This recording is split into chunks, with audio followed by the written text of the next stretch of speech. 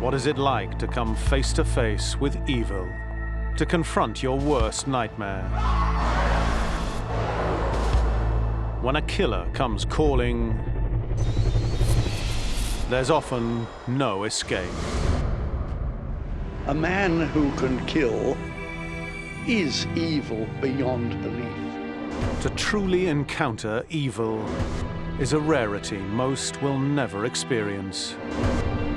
I believe in evil, and I have experienced people that are evil.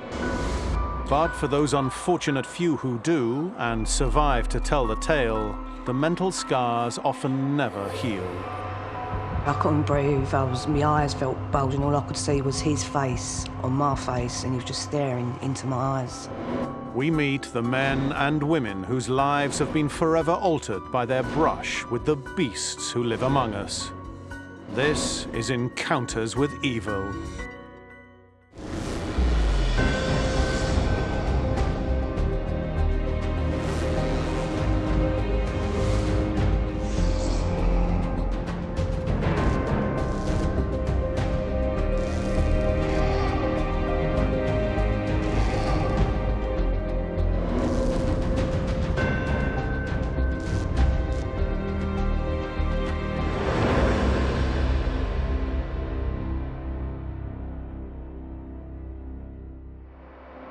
In tonight's program, the psychopaths who walk among us, unknown and unknowable.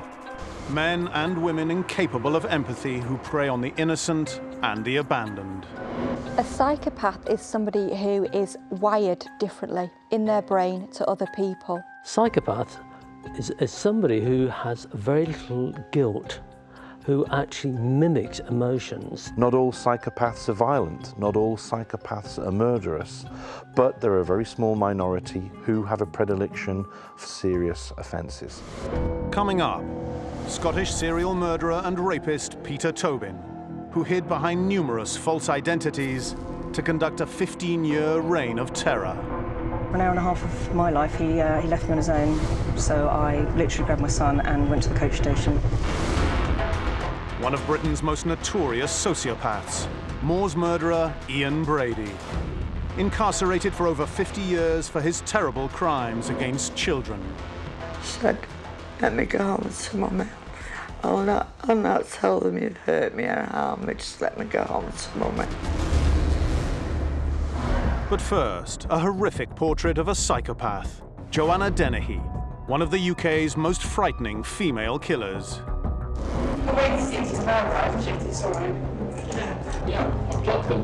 She clearly enjoyed killing and enjoyed doing it again and again. Being bad gave her a reason to exist, and being mad gave her an explosive power that she could hold over other people. In 2013, mother of two Joanna Dennehy went on a 10-day killing spree, murdering 3 men and making attempts on the lives of 2 others. The bodies of those she killed were found dumped in ditches near Peterborough. Dennehy is the rarest of multiple murderers, a female killer with a willing male accomplice to help her in her murderous rampage. This is the only case that I'm aware of where you've got the female taking a very clear-cut, dominant, more active role. We have very few serial killers in this country. Female serial killers are very, very small, even within that small population. Myra Hindley, Rosemary West, Joanna Dennehy. And then you stop, because you can't think of anybody else. Dennehy is considered so dangerous by the British penal system that she is only the 3rd woman in history to be given a whole life jail term for her evil crimes. She was on a spree. She's not technically a serial killer. She committed her murders within a very short space of time, and there was no cooling off period between her victims. It's almost as if she was on show. Dennehy is somebody who takes what people think that they know about people who are dangerous and how they operate, and actually turns it all upside down. But what could have turned this young woman into a multiple murderer? Was she born with the capacity for evil, or was there something deeply wrong in her psyche? I do believe that psychopaths are born, and we've got good evidence of that. But being a psychopath doesn't make you a serial killer. I would argue that people aren't born serial killers. They become serial killers due to things that happen in their lives. Somewhere along the line, she's developed a very powerful fantasy that is sexually gratifying to her, but it's also emotionally fulfilling. And the fantasy involves seducing a man and then humiliating him and ultimately obliterating him, destroying him. There was certainly no indication from her earliest years that Dennehy would take such a dark path. Usually we find that somebody's trying to resolve something in their own mind. They're trying to recreate a scenario from childhood that has a different outcome and ending. Born in August 1982 in St Albans, Hertfordshire, by all accounts, she grew up in a loving family and a stable home. Her father was a security guard and her mother a shop manager. Both doted on her and her younger sister, and her childhood was perfectly normal and acceptable. The parents did everything they possibly could to bring both girls up in a normal way. Joanna was very sporty at school. She was a very clever, articulate young girl up until the age of about 13 or 14 when she started to go off the rails. Dennehy claimed she was abused as a child, but there is no evidence to support this. Something went wrong as a teenager. As a teenager, she got involved in drugs, she got involved in drink, and she developed a liking for older boys. What we're looking at with Dennehy is lots of ingredients coming together at the wrong time to result in the end product. And then she meets a young man called John Trainer. Her relationship developed over about 10 years, but also her homicidal bloodlust developed over 10 years until she killed in 2013. We start to see episodes of where she becomes what we call a low impulse control individual, where the slightest thing will result in her over-dramatic response to something. Her partner, John Trainer, experienced firsthand Dennehy's descent into psychopathy and eventually separated from her for good, taking their 2 children with him because of her increasingly violent behavior. She'd slashed all her arm, blood was pouring, she had blood coming from there, and short mini skirt, she'd cut her legs, and both my kids are in bed, and she's pulled out this big, massive knife, and that was it. That was the end for me, that was it. It's a very disturbed relationship. There's a lot of violence in it, a lot of separation. She leaves him, comes back. During their early years together, before the children were born, Dennehy developed a taste for extreme S&M, and she was happy to explore her erotic obsession with both men and women. Many she would bring home for violent sex. I would expect her to be into S&M, without any doubt. What she wanted, and this is what often psychopaths are looking for, is excitement. They have a very, very short attention span. They want to be moving on, they want to be changing, they don't want to be tied down. Dennehy was diagnosed with paraphilia sadomasochism. So what that means is she got sexual thrills through the infliction of pain, suffering and humiliation on other people. Trainer had to live with her twisted impulses on a daily basis. She could see that John Trainer was somebody that she could wipe her feet on like a doormat. If she wanted to bring a woman home for sex in front of John Trainer, she'd do it. If she wanted men in the house to have joint group sex with, she'd have it on the lawn with John Trainer looking out the kitchen window. For 5 years solid, really, I mean, where I was living, 5 years solid was torture. It was just every single day it was something else, and it was progressing from the drinking was making her cut herself. We moved to Luton, we got a shared room basically, and she put a grown man to tears just with a mouth verbally. She stopped it, and that's when you sort of knew. After abandoning her family for a year and a half, Dennehy returns, but this time wielding a knife. I think that was just the break, that was the end, that was it, because I had 2 kids in bed that night and she's come around and she was steaming drunk. And when that knife came out, all I could think was the kids were in the bedroom, and I know she's violent and she's aggressive.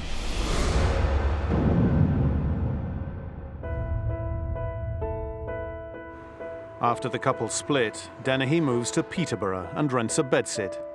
It's here her fixation with violence and her homicidal tendencies begin to express themselves fully. Joanna Dennehy was somebody who actually revelled in her status as she would have seen it as a killer.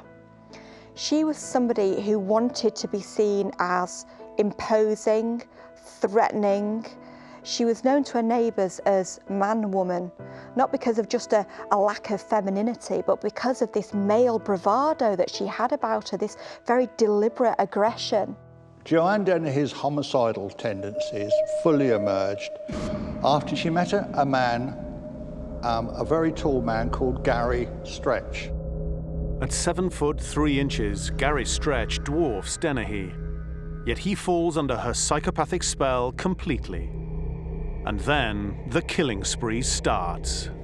Joanna Dennehy's first Peterborough murder was a Polish lad called Lukas. She met him in a big shopping mall in Peterborough. Joanna invited him to a property belonging to Kevin Lee, the landlord. She opened the door to him, and within seconds, she plunged a 5-inch lock knife into him. One stab went through the heart, and he died after a very, very short struggle in the front room. Days later, she stabs 56-year-old John Chapman to death while he sleeps in his flat upstairs. Her reason? He'd apparently seen her take a bath. 2 of Joanna Dennehy's victims were murdered inside this house on the outskirts of Peterborough. The first, Lukas Slabozewski, a man she had befriended, was lured here with a series of text messages. He, like the other victims, was stabbed in the heart. His body was placed in a wheelie bin, Dennehy casually showing it to a teenage girl. Ironically, for all of Joanna Dennehy's bravado and maleness, if you like, she needed Gary Stretch. She needed the help of a man. Because, of course, she wasn't physically able to lift and dispose of bodies without some help. With 2 murders notched on her belt, Dennehy was high on the killing and stoned on super-strong marijuana almost around the clock.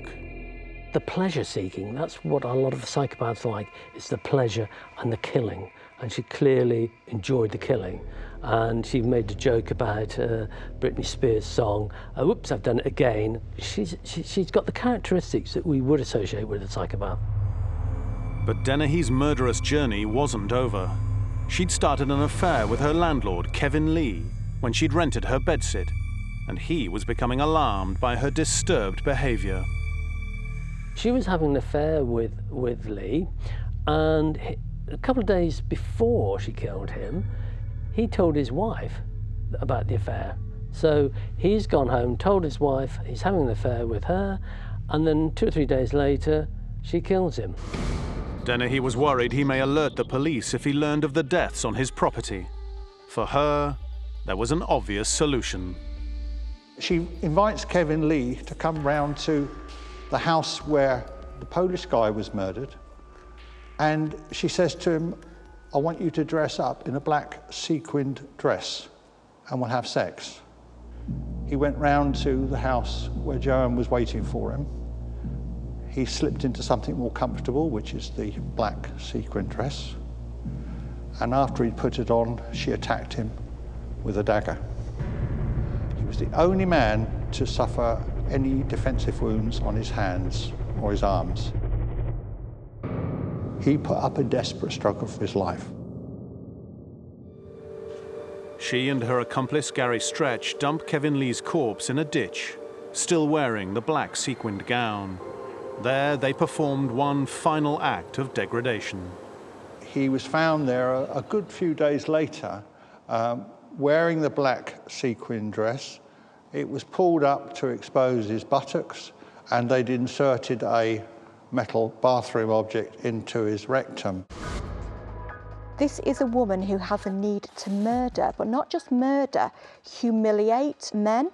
And she doesn't go about it in the way that you would expect of a serial killer. She makes no secret of it. This is somebody who bragged about her behaviour. The couple then decide to go on the run.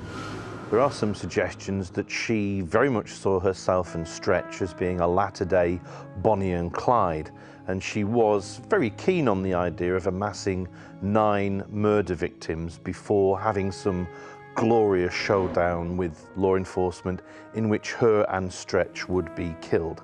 Thankfully, she never got to that body count. Again, it's this search for fame, this search for being different. Passion that she had was to try and become a famous killer. Dennehy and Stretch drive to his hometown of Hereford. By now, the bloodlust within her had risen. Consumed by evil, Dennehy is determined to kill again. Joanna Dennehy and Gary Stretch are driving around Hereford, and they come across a gentleman walking his dog. And Dennehy says, "Stop, Gaz, I want to kill that man." And she stabs him 40 times. The person who saw her nearby said she was licking the blood off of the blade. And then she says, "I want to kill somebody else."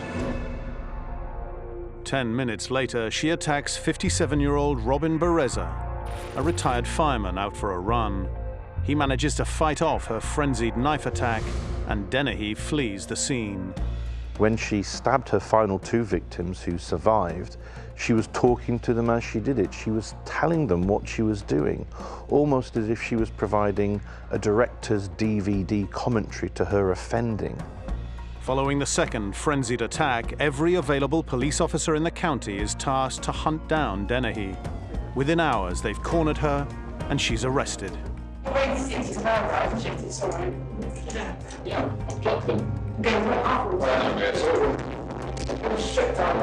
Once you're arrested and you clearly know that the police have all the cards in their hands and the evidence is there, then most killers will concede the point. And certainly serial killers will concede the point, because there's no point in arguing when you know the evidence is against you.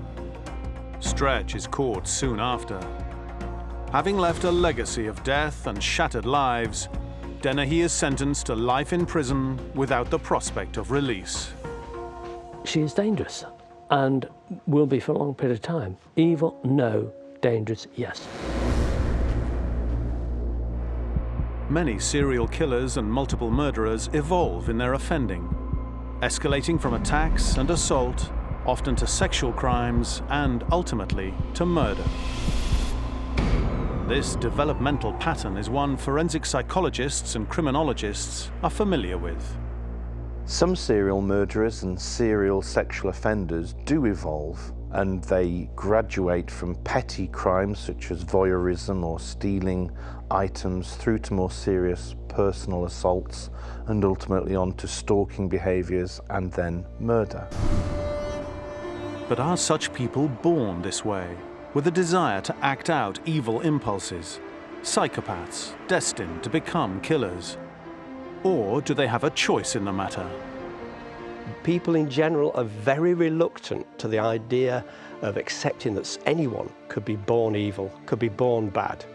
But in the case of science, we know that people are born with certain proclivities, certain predispositions, which say that they are quite probably going to harm others and possibly kill them.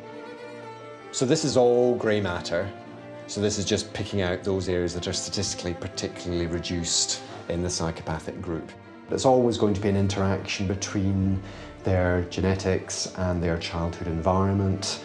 And certainly in our own study, the psychopathic men reported a greater degree of childhood maltreatment than the non-psychopathic antisocial men. Usually, psychopaths will have that biological predisposition, but then they've experienced suffering, and somewhere along the line they've felt isolated and disconnected from their fellow human beings, and then they want to be in the position of making other people suffer. In recent years, with the development of MRI scanning, scientists have identified some key areas in our brains that seem to indicate there is a biological basis for such aberrant behavior. I do believe that psychopaths are born, and we've got good evidence of that, that in actual fact we can measure somebody's testosterone levels at birth, and that will tell us how empathic they're going to be later on in life. They all had the same underlying pattern, which is damage or loss of function to the orbital cortex, right above the eyes, and to the front of the temporal lobe, this whole limbic or emotional cortex. And all of those that I've looked at, they turn out to be psychopaths. And, you know, in this case, they were murderers too, some rapists, but psychopathic, really bad criminals.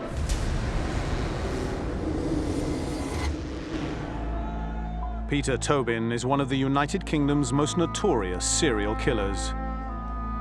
From 1991 to 2006, he roamed across Britain under various assumed identities on an evil journey of rape and murder, targeting young women to satisfy his carnal desires.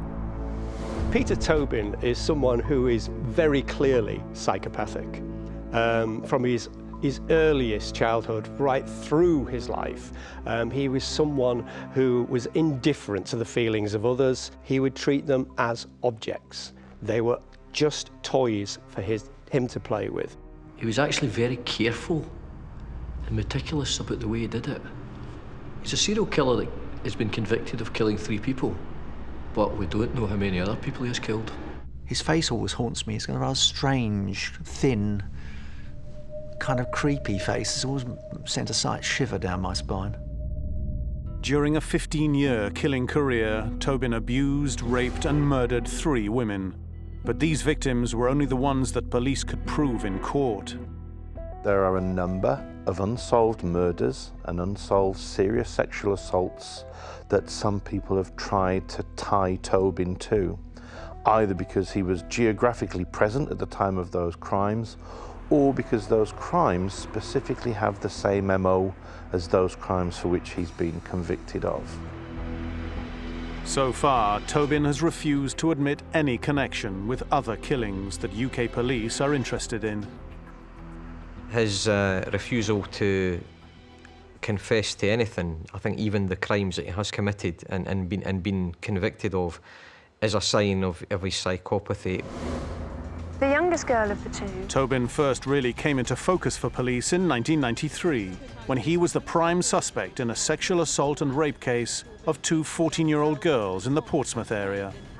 We are very anxious to trace the occupier of this flat in order to find out exactly what happened. We know the occupier to be a Peter Tobin. After the horrendous rape and near killing of the 2 14-year-old girls, Tobin went on the run and hid out in a religious institution called the Jesus Fellowship. He changed his name to Peter Wilson. The queues for the public gallery had begun before dawn. Tobin was caught after members of the Jesus Fellowship alerted police following a television appeal.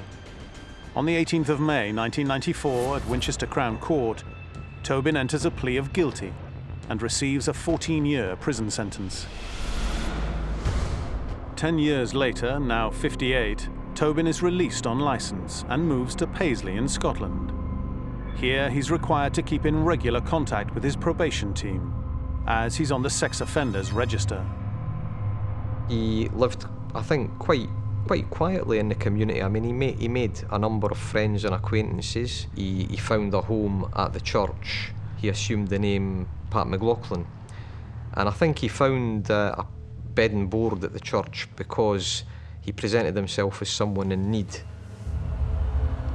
After 2 years of being under the radar, Tobin comes to the attention of the police again.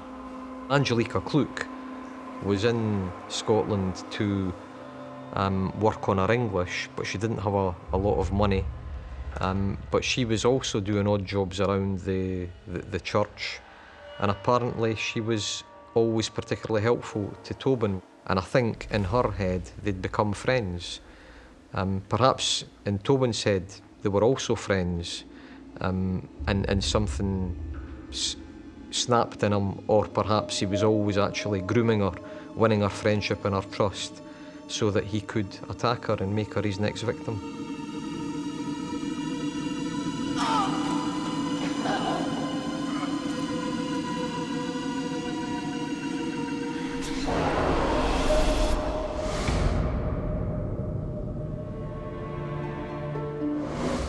Following the post-mortem examination this afternoon, Angelica's death has now been treated as murder. All I can say it was a horrific and very, very violent attack on a young lady.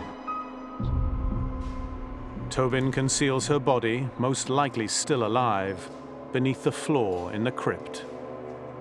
Eventually, after three days, Angelica's body was found concealed under the floorboards of the church, just under the confessional. She had been, as was described by the judge, dropped in there like a pile of rubbish. She had been raped. She had been stabbed repeatedly in the top of her body, hit over the head and killed, and she was put under there by Tobin. There's a clear indication from the injuries that Angelica suffered and the number of stab wounds that went way beyond the number required to kill her that he must go into a kind of murderous frenzy. He also had her tied up and gagged. You're not thinking that this is something that's just spur of the moment, he's become aroused, perhaps been rejected. You think that there's quite a lot of preparation there. He had the means to tie her up, gag her, and he had a plan to conceal her body. So he knew he was going to kill her.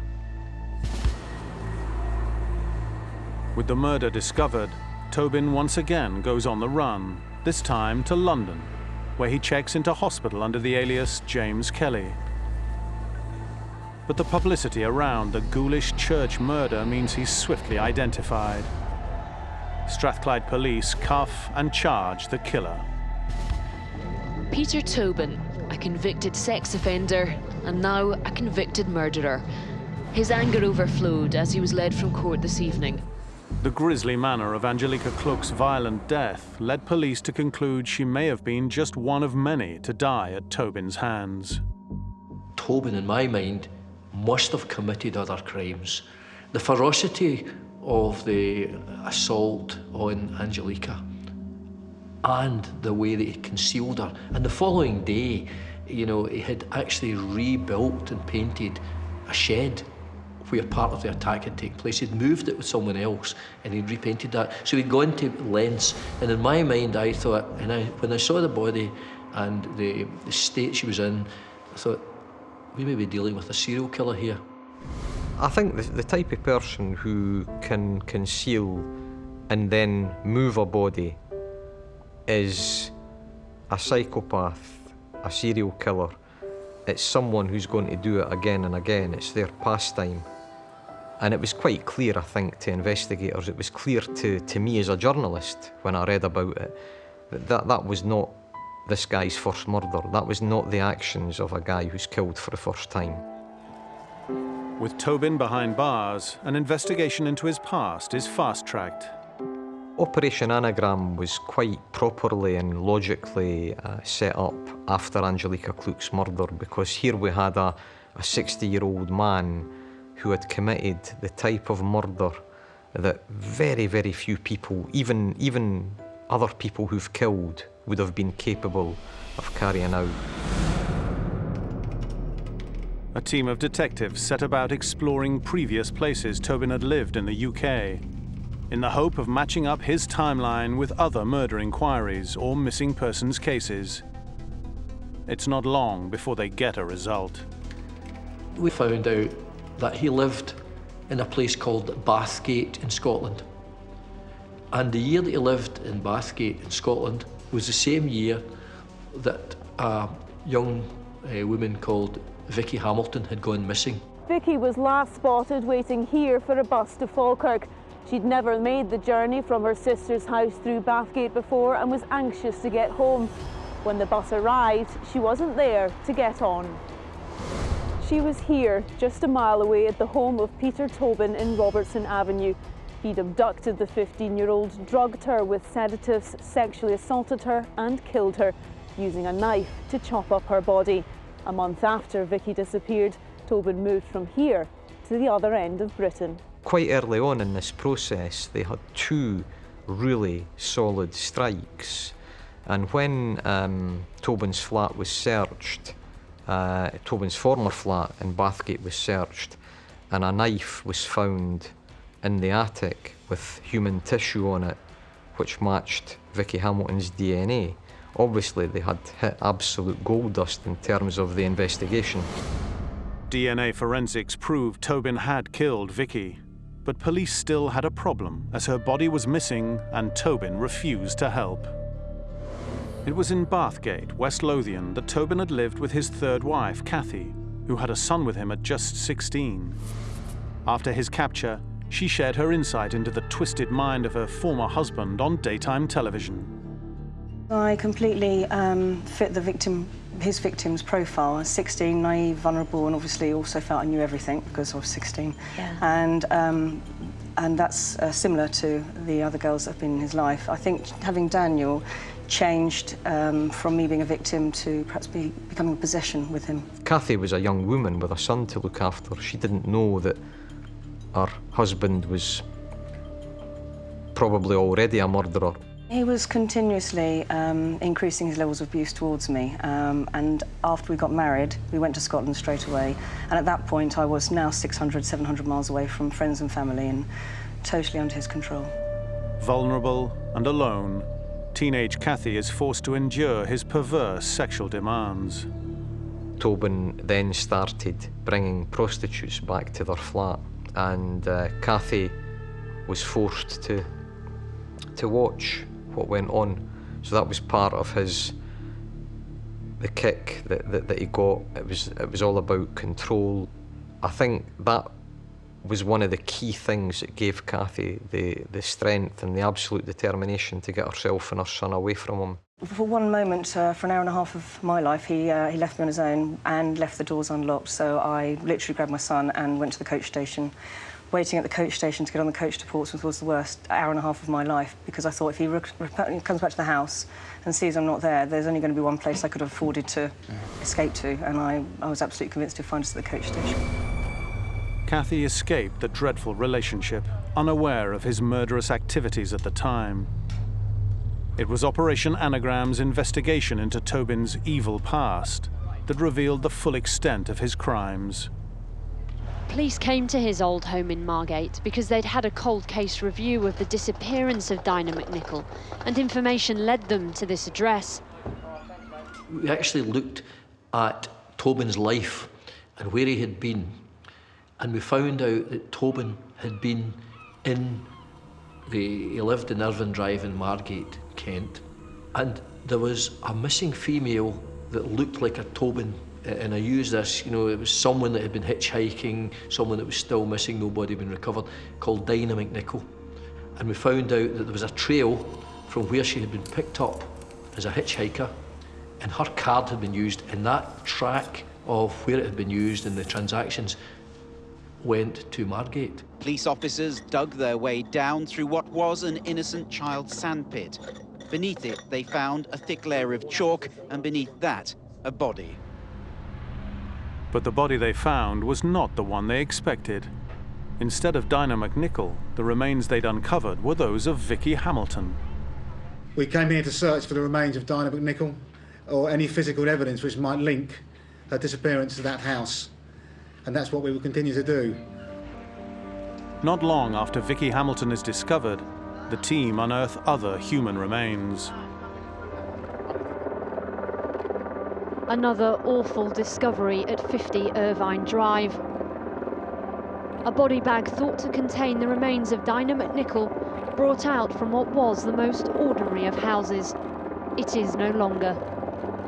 Following the grisly discovery of these two bodies, Tobin is once again sent for trial and is handed down 2 more life sentences for the murders of 15-year-old Vicky Hamilton and 18-year-old Dinah McNichol. After the bodies of Vicky and Diana came up in Margate, I think that the police were quite confident that more would follow, that they would find more bodies. Operation Anagram narrowed down its investigation into 9 unsolved cases of murder and disappearance. Police were especially interested in tracing the owners of jewellery items found at Tobin's houses. Discovery of the jewellery suggests that Tobin had been killing relentlessly over 30 years.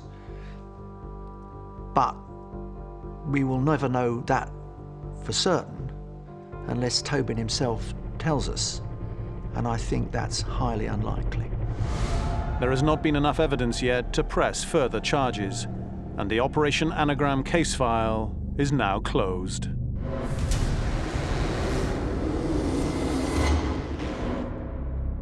Our final story, like our first, involves a killer couple who shared a mutual murderous fixation, bound together by a need to cause pain, destruction, and death, this time to little children.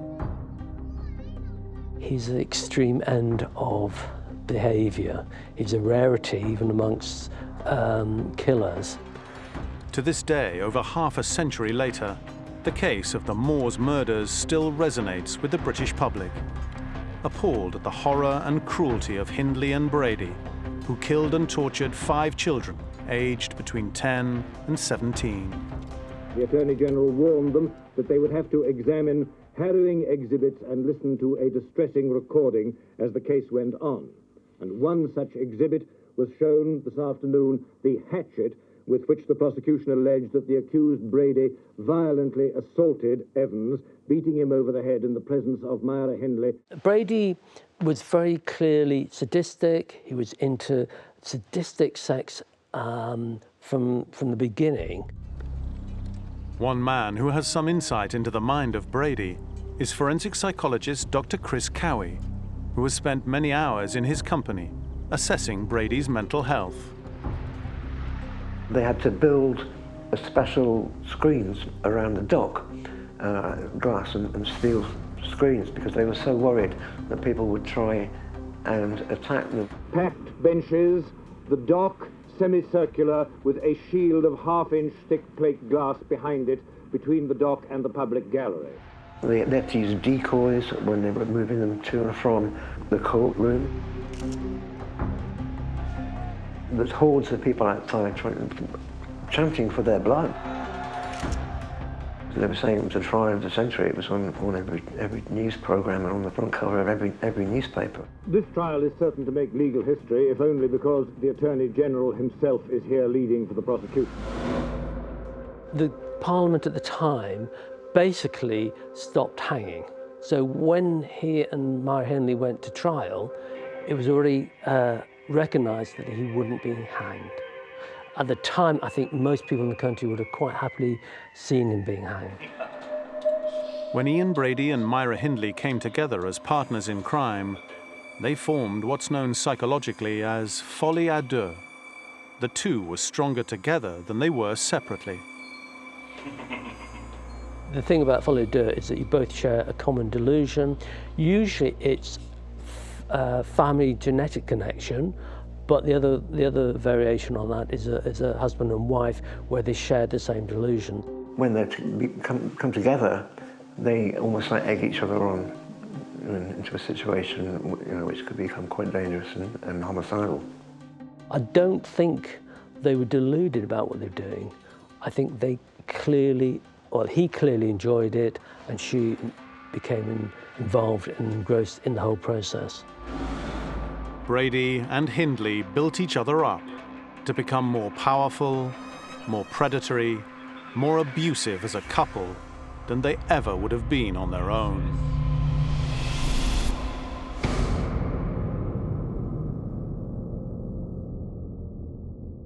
Saddleworth Moor, nobody could hear these children scream. The desolate moor near Manchester became their killing ground and a burial site for 4 of their 5 victims. Brady was in control of this situation. However, without Hindley, there would have been no trust in taking the children off the streets.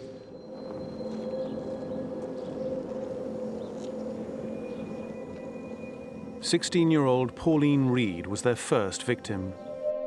Brady planned the execution of her abduction and subsequent murder meticulously, but it was Hindley who cold-heartedly manipulated the young girl toward her own grave.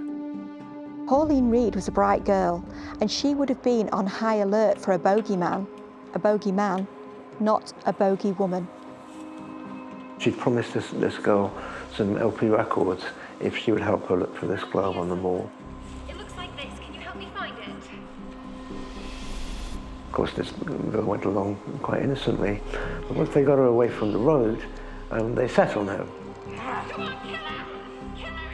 And punched her and kicked her, knocked her out, knocked her down, and ultimately she was strangled. Brady and Hindley used the same method to lure their next two victims, John Kilbride and Keith Bennett, off the streets and onto the moors. Hindley was always the innocent bait. Well, the violence of the first killing, which he didn't find aesthetically pleasing, he said he wanted to go for a younger victim this time. It would be easier to subdue. He complained afterwards that Pauline Reed was too strong for him.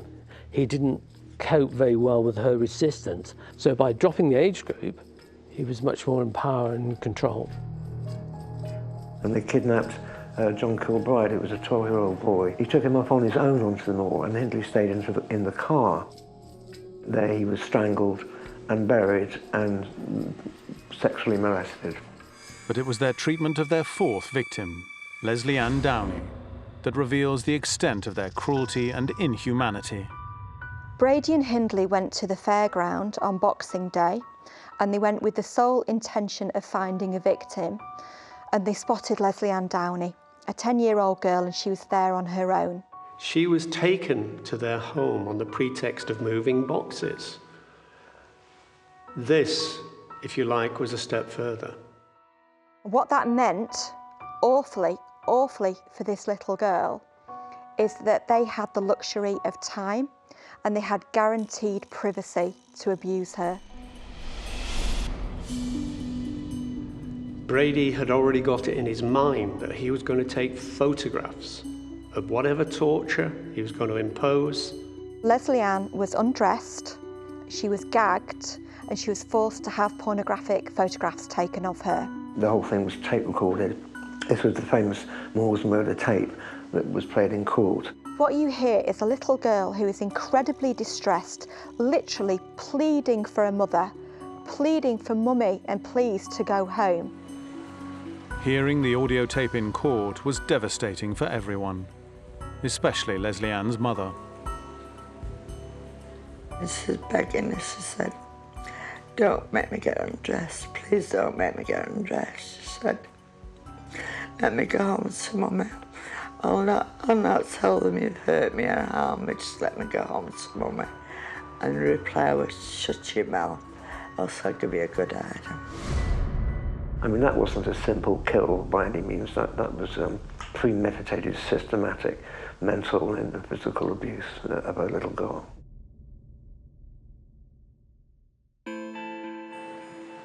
It was their wicked, sadistic behavior that caused such public revulsion, and the continued fascination with this evil couple to the present day.